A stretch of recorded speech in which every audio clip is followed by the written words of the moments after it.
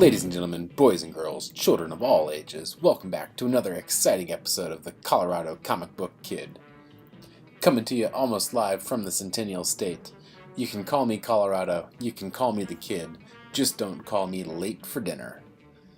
Thanks for coming to check out another episode of Book Pointe, the series where we wander off into the wilderness and gain new perspectives on a book that we've recently enjoyed. This isn't going to be a new book, but it is going to be a book that I went back and read the trade of again, just because I love it so much. So, as we begin all comic book points, it starts with a slow walk into the woods with our thoughts so that we can pause. I found a beauty of a spot. The still clear waters help with the reflecting. Pun absolutely intended. The sound of the waterfall, the smells of the full-flowered trees, a total sensory experience. So naturally I pull out a pen and paper and start reading, with total obliviousness to everything around me. No, not at all. I do like to go and just sit and let my thoughts wander farther than my feet will take me. If you know where I took this photo from, or if you've been to this lake before, let me know in the comments below. While enjoying the serenity of this location, I was reminded of all the wonderful hikes from my childhood. It was never the destination on those hikes, it was always the journey, in terms of what I remember. Questing with the family for that special spot in nature, followed by a new restaurant that we'd enjoy a tasty, unhealthy meal at.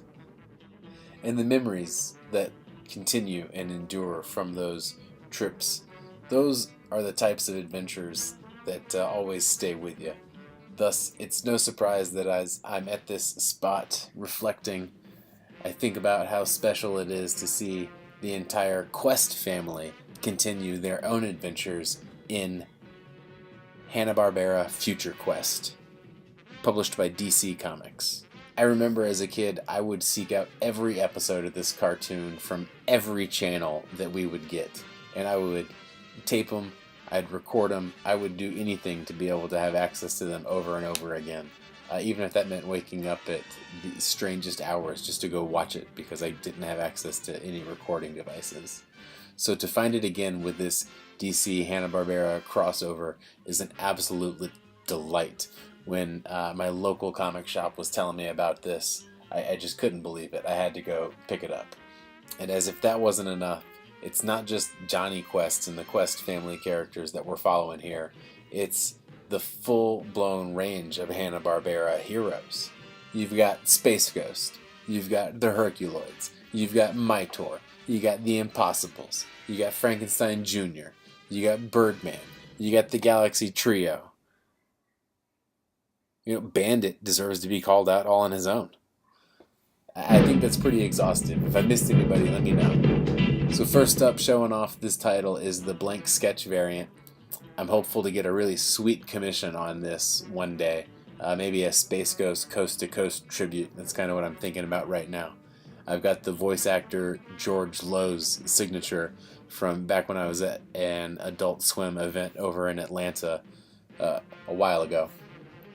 I think those two things would look nice together. I'm always a sucker for grabbing a sketch cover for books that have a sentimental spot, especially when I can tie it back to something else that I have. So the story in this book is rather spectacular. It's the ultimate Space Ghost Johnny Quest crossover.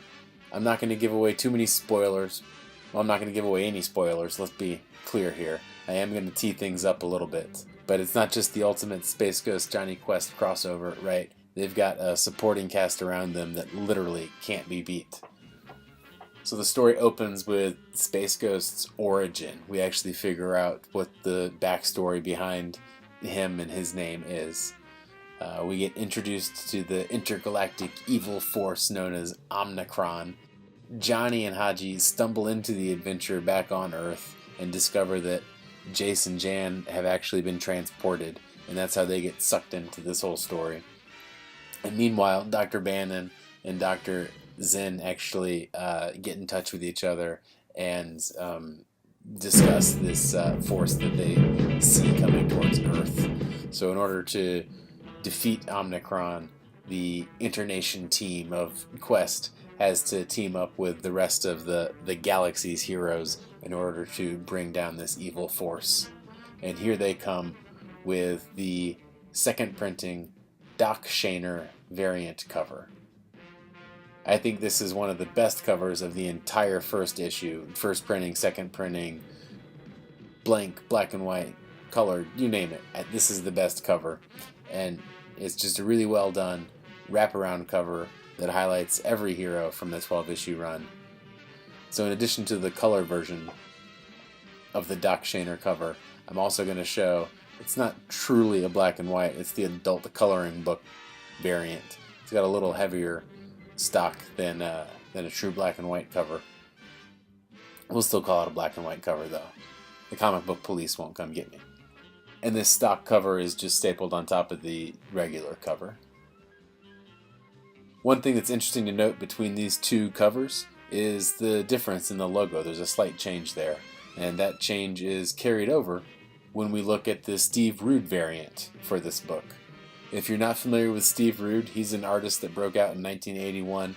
He's won every major artist award at least once since then. Several Eisners. Got the Kirby Award back in 1986. Many other accolades that I'm not going to bore us all with. He does consider himself a student of comic artist masters and likes to focus on those 30s, 40s, and 50s styles and keep those alive. Might be nice to do an artist-focused vid on him in the future. Pull some of his titles out of the collection and show those off. I love this one from Steve, though, because in this one picture we can see almost an entire story. It has nothing to do with what actually happens in the book, as most Quest intros didn't. You got Haji looking up at something, Johnny looking down at something, Bandit's worried about the same thing that Haji is. Looks like they just came running up the hill across this bridge from that Jeep that they were probably driving in towards that mystical temple in the background. This cover is a self-contained story. My imagination's going wild, and I want to know where I can go figure out what's going on. Again, it's not inside these 12 issues, not inside issue 1, not inside any of the issues from this Future Quest series, but it's got to be somewhere. And if not, I'm going to go write it right now. So thanks for tuning in. I appreciate you checking out Future Quest issue 1 with me. If you've already subbed, I appreciate it. I have an attitude of gratitude for all those subscribes and likes. Leave your comments below. Remember, the best hunting is happy hunting. Until next time, Colorado Comic Book Kid signing off.